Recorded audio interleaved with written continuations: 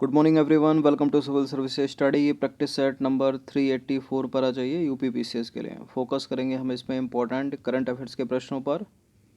तो चलिए स्टार्ट करते हैं। प्लेलिस्ट इस टेस्ट सीरीज़ की बना रखी है, वहाँ पर आप टेस्ट नंबर 1 से लेकर 384 तक पहुँच सकते हो। डिस्क्रिप्शन बॉक्स में उसका लिंक दे रखा है। चलिए तो क्वेश्चन नंबर 1 पर आ जाइए। भारतीय मौसम विज्ञान विभाग का क्षेत्रीय कार्यालय निम्नलिखित में से कहाँ पर नहीं है? कलकत्ता, दिल्ली, नागपुर, वाराणसी। भारतीय मौसम विज्ञान विभाग का क्षेत्रीय कार्यालय कलकत्ता में है, दिल्ली में है, नागपुर में है, वाराणसी में नहीं है। उत्तर प्रदेश के किसी भी डिस्ट्रिक्ट में नहीं है। तो भारतीय मौसम विज्ञान विभाग आपको पता होगा कि पृथ्वी विज्ञान मंत्रालय के अधीन काम करता है। इसके क्षेत्रीय कार्यालय कलकत्ता, दिल्ली, चेन्नई, मुंबई, नागपुर और गुवाहाटी में है। यानी दिल्ली, मुंबई, चेन्नई, कोलकाता जो है याद रखना आपको, और नागपुर और गुवाहाटी 2 और ऐड कर लीजिए। काम क्या है इसका? यह मुख्य रूप से चक्रवात की निगरानी और चेतावनी जारी करता है। यह मलक्का जलडमरू, मध्य अरब सागर, बंगाल की खाड़ी, फारस की खाड़ी सहित उत्तरी हिंद महासागर क्षेत्रों में मॉनिटरिंग करता है। क्वेश्चन नंबर 2 पर आ जाइए। हाल ही में मौसम विज्ञान विभाग के भारत जलवायु वक्तव्य 2020 के अनुसार 1901 के बाद से वर्ष 2020 जो है वो कौन सा सबसे अधिक गर्म वर्ष रहा है? बताइए। 7वां, 8वां, 9वां या 5वां? 8वां रहा है। तो 4 जनवरी 2021 को भारतीय मौसम विज्ञान विभाग जो काम करता है किसके अधीन? पृथ्वी विज्ञान मंत्रालय के अधीन। उसने अपने भारत जलवायु वक्तव्य 2020 जो है वो जारी किया है। और भारत जलवायु वक्तव्य 2020 के अनुसार 1901 से लेकर अब तक मतलब 2020 तक 8वां सबसे अधिक गर्म वर्ष रहा। क्वेश्चन नंबर 3 पर आ जाइए। हाल ही में टाटा पावर ने एमएसएमई के लिए आसान और किफ़ायती वित्त पोषण योजना शुरू करने के लिए किस संस्था के साथ साझेदारी की है? बताइए। आरबीआई, एचडीएफसी, नाबार्ड या सिडबी? टाटा पावर ने एमएसएमई के लिए आसान और किफ़ायती वित्त पोषण योजना शुरू करने के लिए सिडबी के साथ साझेदारी की है। तो 5 जनवरी 2021 को टाटा पावर एंड सिडबी, सिडबी का फुल फॉर्म क्या है? लघु उद्योग विकास बैंक ऑफ इंडिया, ठीक है, इसने जो है संयुक्त रूप से एक समझौता को मंजूरी दी है। देखिए ये समझौता जो है वो रूफटॉप सोलर सेगमेंट के क्षेत्र में सूक्ष्म, लघु और मध्यम उद्यम के ग्राहकों के लिए आसान और सस्ती वित्त पोषण योजना शुरू करने के लिए किया गया है। और यह योजना एमएसएमई व्यवसायियों को उनके व्यवसायों के लिए सतत ऊर्जा अपनाने और ग्रीन एनर्जी को बढ़ावा देने के लिए है।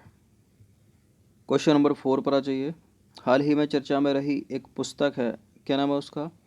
Unscripted conversation on life and cinema के लेखक कौन है? बताइए। राम गोपाल वर्मा एवं विक्रम नायर नहीं है। प्रकाश झा और अनुराग कश्यप भी नहीं है। ऋषि कपूर और इरफान खान नहीं है। विधु विनोद चोपड़ा और Abhijat Joshi. Unscripted conversation on life and cinema, option number B. तो देखिए 25 जनवरी 2021 को पुस्तक का नाम क्या है? Unscripted conversation on life and cinema प्रकाशित की गई। इस पुस्तक के लेखक फिल्म निर्माता विधु विनोद चोपड़ा और अभिजात जोशी हैं।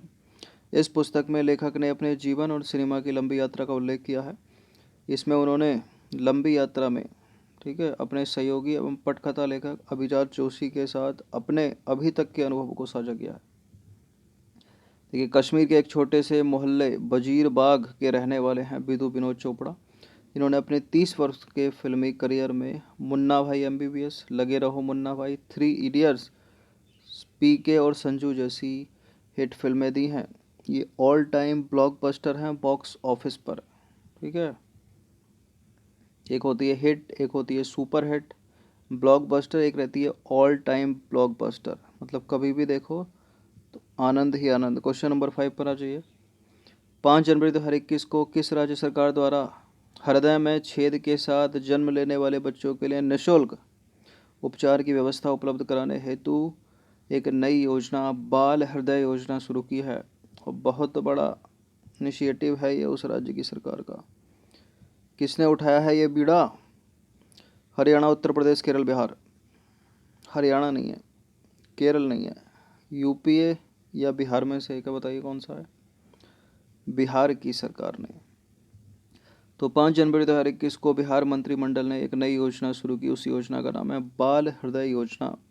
यह योजना स्वास्थ्य विभाग के अंतर्गत सुशासन के कार्यक्रम के अंतर्गत, ठीक है, आत्मनिर्भर बिहार के सतत निश्चय 2 में शामिल है।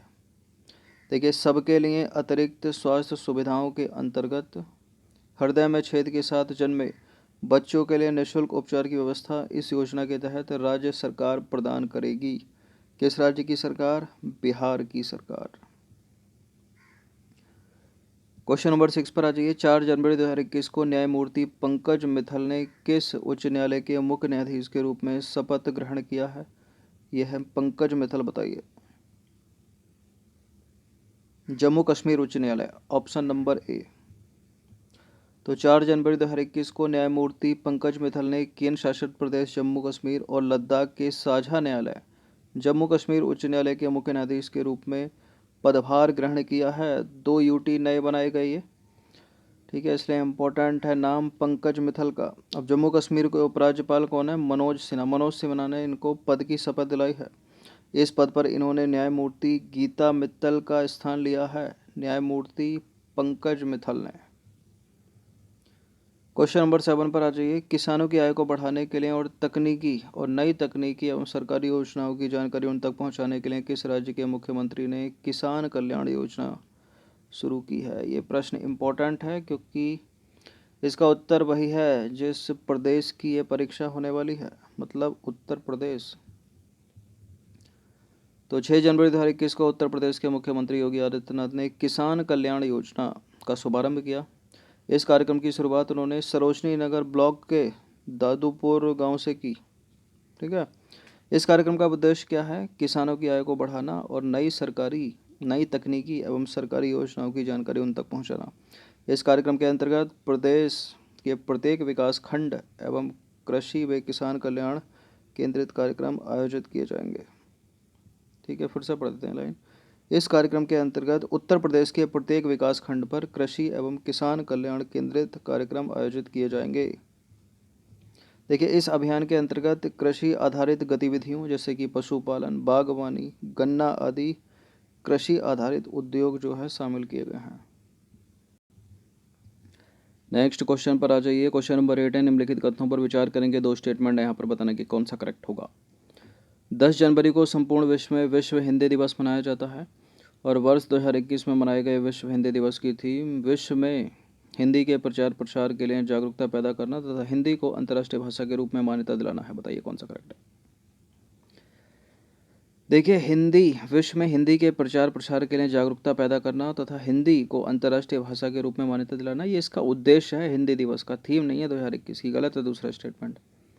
बाकी करेक्ट है पहला वाला। 10 जनवरी को संपूर्ण विश्व में विश्व हिंदी दिवस मनाया जाता है। सही पूछा है तो केवल एक ही सही होगा। तो 10 जनवरी 2021 को संपूर्ण विश्व में विश्व हिंदी दिवस मनाया गया, ठीक है। 10 जनवरी को मनाया जाता है। उद्देश्य क्या है इसका? विश्व में हिंदी के प्रचार प्रसार के लिए जागरूकता पैदा करना तथा हिंदी को अंतर्राष्ट्रीय भाषा के रूप में मान्यता दिलाना। इसलिए दूसरा वाला गलत है। थीम नहीं है, उद्देश्य है इसका। हर साल यही उद्देश्य रहता है। देखिए, 10 जनवरी 1975 को नागपुर में प्रथम विश्व हिंदी सम्मेलन का आयोजन हुआ था, इसलिए इस दिन को विश्व हिंदी दिवस के रूप में मनाया जाता है 10 जनवरी को। क्वेश्चन नंबर 9 पर आ जाइए। 12 जनवरी 2021 को हुरुन ग्लोबल 500 रिपोर्ट जारी की गई।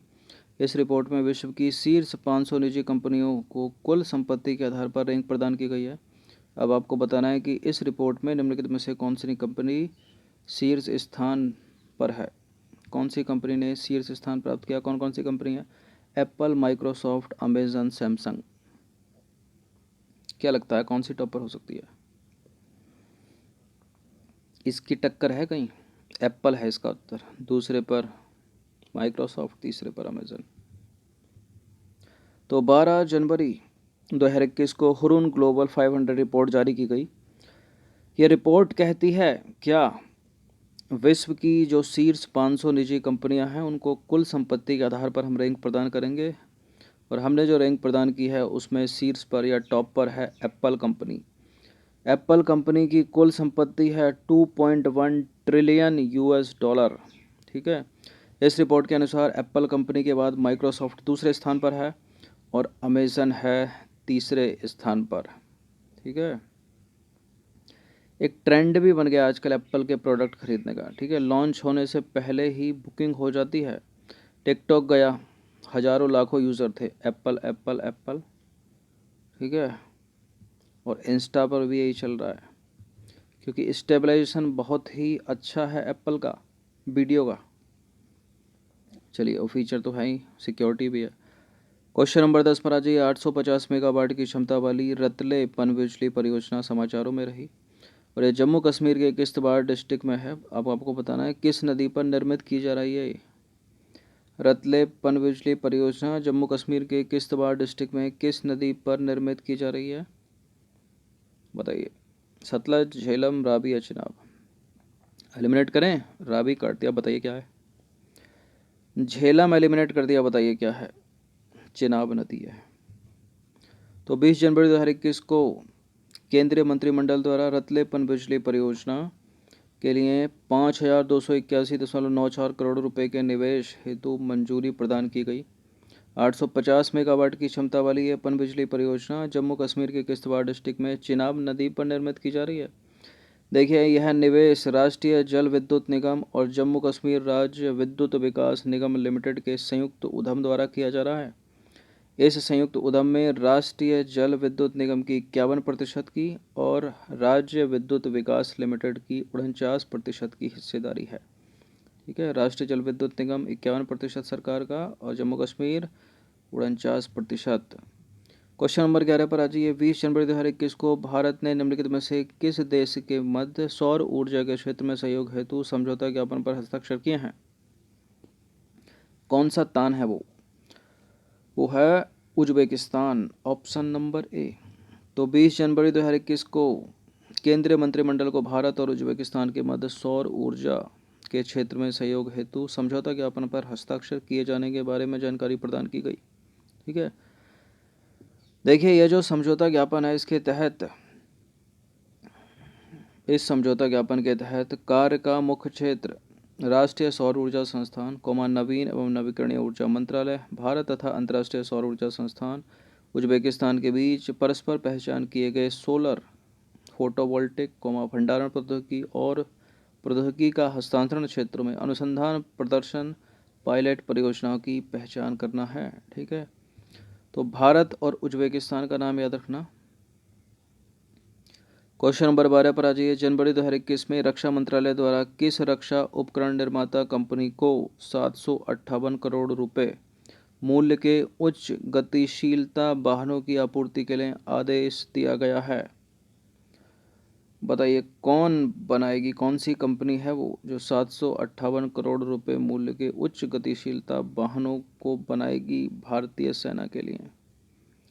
डीआरडीओ नहीं है, हिंदुस्तान एरोनॉटिक्स लिमिटेड नहीं है, इसरो नहीं है, यह है Bharat earth movers limited, option number D.